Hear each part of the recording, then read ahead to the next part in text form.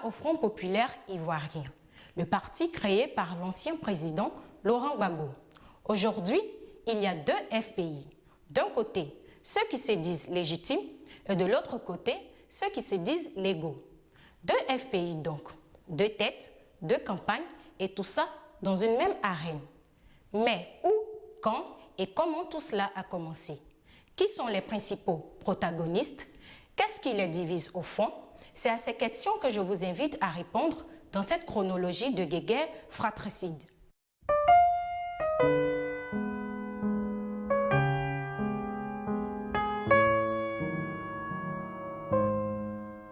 Un comité central, instance de décision du Front populaire ivoirien, se réunit. Au nombre des points à aborder, la levée du mot d'ordre de boycott du recensement général de la population et de l'habitat. Les participants se séparent en queue de poisson. Le 4 juillet, Pascal Affi N'Guessan procède à un réaménagement du secrétariat général du parti. Laurent Akoun, alors secrétaire général, se voit nommé vice-président. Le poste de secrétaire général échoit désormais à Agnès Monet, qui devient également porte-parole du parti. Simone Gbagbo, auparavant vice-présidente et en détention, se retrouve sans attribution dans la nouvelle équipe dirigeante du FPI. Avec cette restructuration, Affi dit être à la recherche de l'efficacité, de la cohérence dans l'exécution des tâches et de la cohésion au niveau de la direction du parti. Objectif visé, la modernisation du FPI. La décision de réaménagement du secrétariat général du FPI constitue la goutte d'eau qui fait déborder le vase. La crise au sein du parti de Laurent Gbagbo devient palpable.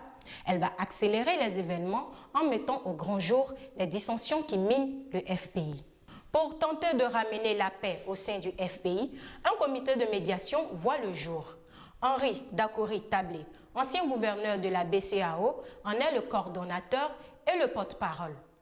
Entre autres recommandations du dit comité, le rétablissement de la vice-présidente Simone Gbagbo dans ses charges initiales, l'acceptation par Laurent Akoun de ses nouvelles attributions de vice-président et l'organisation d'un congrès avant la fin de l'année 2014 pour plancher sur les divergences profondes, sur la ligne et la stratégie du parti, de même que sur les questions de gouvernance. Au comité central du 14 août, Affi justifie son choix de faire entrer le FPI à la CEI. Les militants n'entendent pas raison. Ils exigent le retrait du FPI de la CEI. Un nouveau comité central est décidé pour se tenir le 30 août 2014 afin de trancher la question. Le 30 août, le comité central ne permet pas d'évacuer les différends ayant trait à la commission électorale indépendante. Tout comme recommandé par le comité de médiation, le FPI prévoit tenir un congrès, le 4e du parti, en décembre 2014, les 11, 12, 13 et 14. À ce congrès devra être élu un nouveau président du parti. Affi est candidat à sa propre succession. Il entend créer un parti moderne et œuvrer pour la libération de Laurent Gbagbo. Il forme son équipe de campagne dont les grandes figures sont Marcel Gossio, directeur de campagne, Voo Saï, porte-parole, Alcide Djedje, Michel Amani N'Guessan, Christine Conan et enfin Agnès Monet, tous conseillers.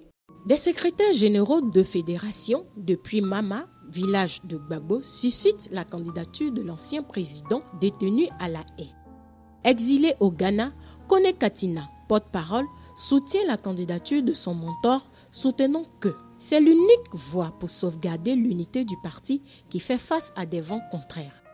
Le président du FPI espère l'invalidation de cette candidature par le comité de contrôle du parti pour défaut de lettre manuscrite de candidature.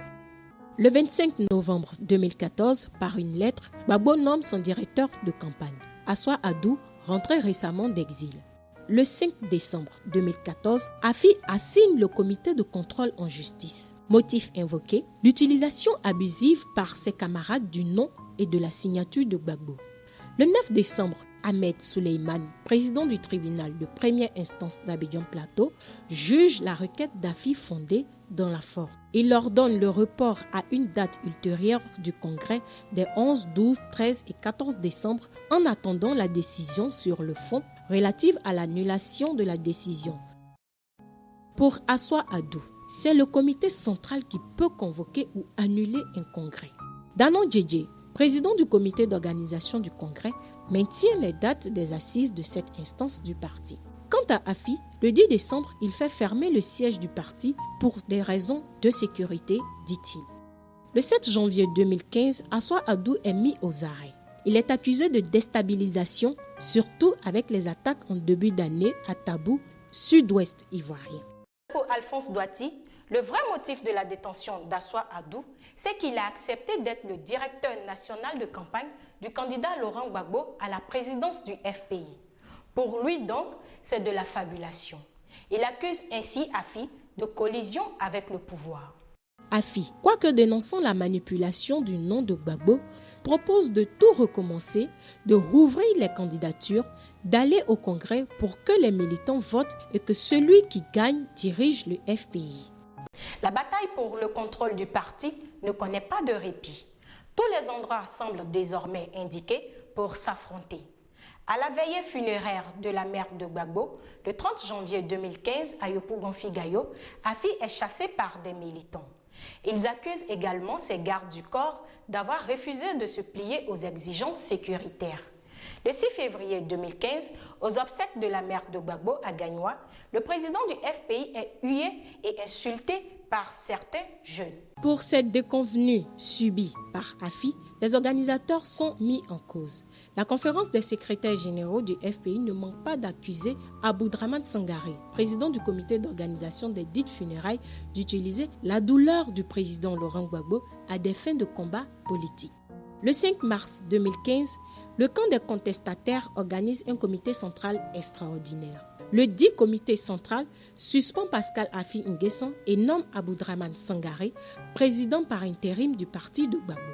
Le comité central décide d'un congrès extraordinaire devant se tenir dans la dernière semaine d'avril 2015 à Mama, village natal de l'ancien président Laurent Gbagbo. Pascal Afi Nguessan déclare nul et de nul effet les décisions de ce comité central extraordinaire. 2 semaines après sa désignation, Aboudraman Sangaré forme une équipe de plus de 100 personnes. Y apparaissent des figures emblématiques telles que Simone Gbagbo, Pascal Kokora, Maître Lassine Gon, Assoa Adou, détenu à la Maka, Sansan Kwao, Lida Kwasi Moïse, en détention. Le 28 avril 2015, Danon Djedje annonce l'élection de Laurent Gbagbo, détenu à la Haye, à la tête du FPI. Afi dénonce une propagande à des fins de désinformer et d'intoxiquer l'opinion.